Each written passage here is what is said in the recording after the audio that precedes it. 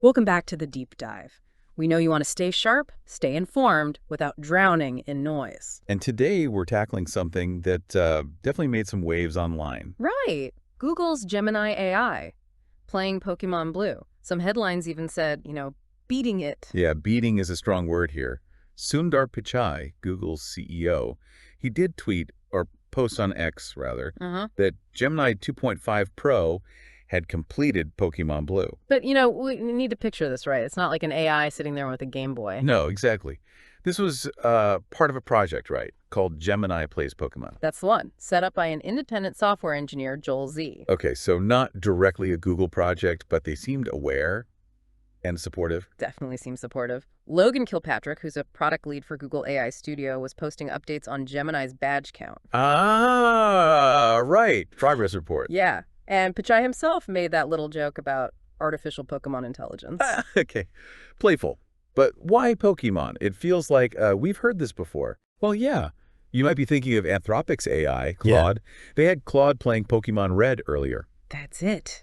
And they framed it as a test of extended thinking and agent training.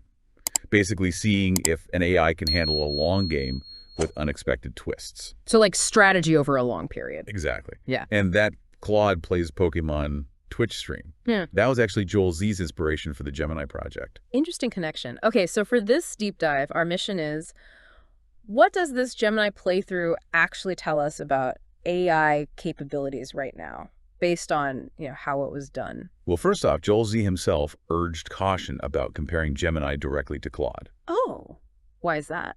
Because the setups were different. The tools, the kind of information each AI got access to, it wasn't an apples-to-apples comparison. So it's less about who won Pokemon. Got it. So how did Gemini play? You mentioned it wasn't just looking at the screen, these agent harnesses. Right. Think of it like this. Yeah. The harness didn't just feed Gemini the raw pixels from the game screen. It gave screenshots, yes, but also additional structured information about the game state. What's in the inventory, maybe Pokemon stats, that kind of thing. So more context than just looking. Precisely. That context helps Gemini, or potentially specialized agents working with Gemini, decide the next move.